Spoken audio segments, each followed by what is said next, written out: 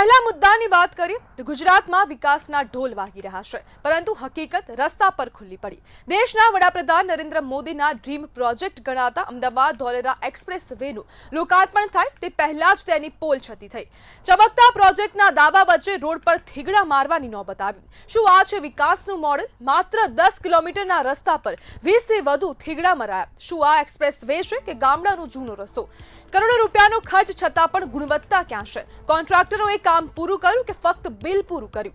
તંત્રની દેખરેખ ક્યાં ગઈ? કેનાલ ઉપર બનાવાયેલા ભાગમાં ગાબડાઓ દેખાઈ રહ્યા છે તો ઉપરની સપાટી પર તિરાડો સ્પષ્ટ નજરે પડે છે।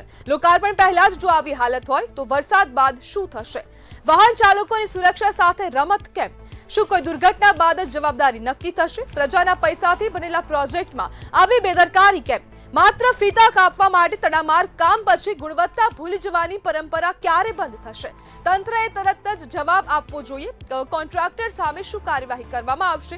ગુણવત્તાની તપાસ કોણ કરશે? વિકાસના નામે દેખાવ નહીં, દ્રઢતા જોઈએ છે। નહીં તો આ એક્સપ્રેસ વે વિકાસનો માર્ગ નહીં પરંતુ બેદરકારીનું સ્મારક બની રહેશે। અને જ્યારે હવે લોકાર્પણ થયું નથી ને તે પહેલા જ હવે આ રોડની એકદમ દયનીય હાલત થઈ ગઈ છે। જે કરોડોના પ્રોજેક્ટમાં આવી બેદરકારી દાખવવામાં આવી રહી છે તેને લઈને પણ અનેક પ્રશ્નો ઊભા થઈ રહ્યા છે। સૌથી મહત્વનો પ્રશ્ન એ છે કે શું આ કોન્ટ્રાક્ટરની સામે કાર્યવાહી થશે કે નહીં, કે પછી હવે તંત્ર તેને બચાવશે? જ્યારે એક્સપ્રેસ વે હવે એક્સપોઝ થઈ ગયો છે, કોન્ટ્રાક્ટરની સામે કાર્યવાહી થશે કે કેમ? જ્યારે લોકાર્પણ પહેલા જ રોડ તૂટી રહ્યો છે, જવાબદાર કોણ છે? આની પાસે જવાબદારની પાછળ કાર્યવાહી કરવામાં આવશે કે કેમ? જેવા અનેક પ્રશ્નો ઊભા થઈ રહ્યા છે। કરોડોના પ્રોજેક્ટમાં પેચ વર્ક શા માટે કરવું પડી રહ્યું છે? જો વડાપ્રધાનનું આ ડ્રીમ પ્રોજેક્ટ છે તો પછી કેમ હવે આવી ગુણવત્તા હવે કામમાં દાખવવામાં આવી છે?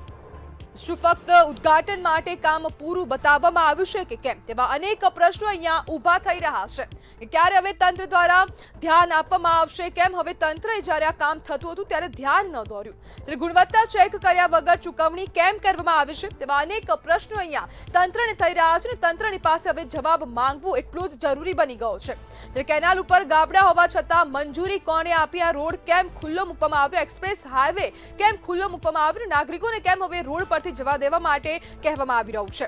તિરાડો દેખાયા પછી પણ તંત્ર મૌન કેમ છે? કેમ હવે આની સામે કાર્યવાહી કરવામાં ન આવી? તાત્કાલિક પગલાં કેમ લેવામાં ન આવ્યા?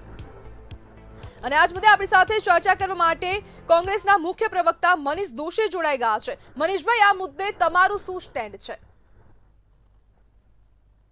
જે રીતના દ્રશ્યો મંતવ્ય ન્યૂઝે એક્સક્લુઝિવલી રિલીઝ કર્યા છે, આપણને દુઃખ સાથે કહેવું પડે કે જાહેર વ્યવસ્થામાં એટલે કે ધોલેરા જેવો આંતરરાષ્ટ્રીય કક્ષાનો આપણે જયારે પ્રોજેક્ટ મૂકતા હોય, જેને પ્રધાનમંત્રી પોતાનો ડ્રીમ પ્રોજેક્ટ કે એનું વર્ષોથી કામ ચાલે, એનું ઉદ્ઘાટન હજી બાકી છે, જ્યાં આંતરરાષ્ટ્રીય કંપનીઓ આવવાની છે, જ્યાં વિશ્વની અનેક બહુમૂલ્ય કંપનીઓ આવવાની છે, જે ભારત માટેનું ભવિષ્ય નક્કી કરીને લાખો રોજગારી આપવાની એવી મોટી મોટી જાહેરાત થાય છે, ત્યાં સૌથી ધોલેરા શહેરને સ્પેશિયલ ઇન્વેસ્ટમેન્ટ રિજિયનને જોડતો જે રસ્તો છે એ રસ્તાના કામમાં ઉદ્ઘાટન પહેલા જ મોટા પાયે ત્યાં ગાબડા પડ્યા છે।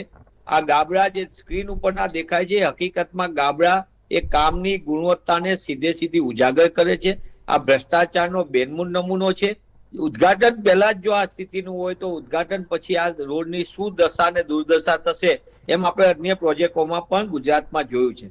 ગુજરાતમાં અનેક કરોડો રૂપિયાના જાહેર બાંધકામો થાય, બ્રિજો બને, અનેક જગ્યાએ આપણે નવા બિલ્ડિંગો બન્યા, પણ એ 2-5 વર્ષની અંદર ધરાશય થઈ જાય અથવા તો નિમ્ન કક્ષાના બાંધકામના કારણે એ ઉપયોગ લાયક ન રહે। એટલે રસ્તામાં ખાડા ને પણ ખાડામાં રસ્તા એ આપણે અનેક વખત જોયા છે। ત્યારે ધોલેરાનું વિસ્તારના જે મોટા હાઈવે જે છે, વેલ કનેક્ટિવિટીનો રસ્તો, મને એમ લાગે છે કે સૌથી મોટું ભ્રષ્ટાચારનું કેન્દ્ર દેખાતું એવું પ્રથમ દ્રષ્ટિએ આ ગાબડા એ ભ્રષ્ટાચારના ગાબડા નથી, પણ સરકારની નીતિ અને નિયત ઉપર સવાલ કરે છે। જે કોન્ટ્રાક્ટરે આ બનાવ્યા છે એને સંપૂર્ણપણે હવે એને થાગર-થીગા કરે એનો અર્થ શું? જો રસ્તા બનતા સમયે જ આટલા થાગર-થીગા હોય તો આનો ઉપયોગ કરશું ત્યારે આની સ્થિતિ શું થશે એ કોઈ પણ સમજી શકે છે। મનીષભાઈ, શું વિપક્ષ હવે આ મુદ્દે તપાસની માંગ કરશે અને આનો ઉકેલ શું છે?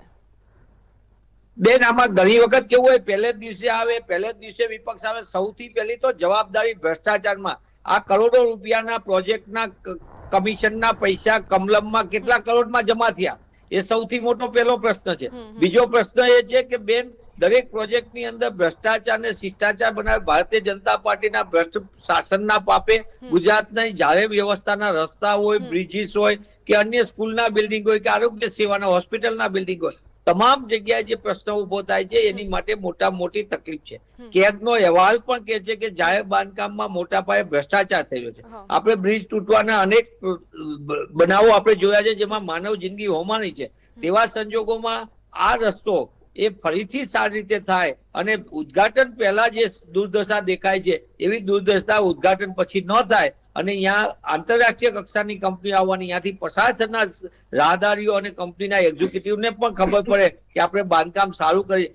આ પ્રશ્ન ને સમજવાની જરૂર છે. ભારતીય જનતા પાર્ટીના ભ્રષ્ટ શાસકોએ પહેલા સમજવા જેવું છે, સમજવાની જરૂર છે. જાહેર વ્યવસ્થામાં કામ કરનાર બધાએ સમજવાની જરૂર છે.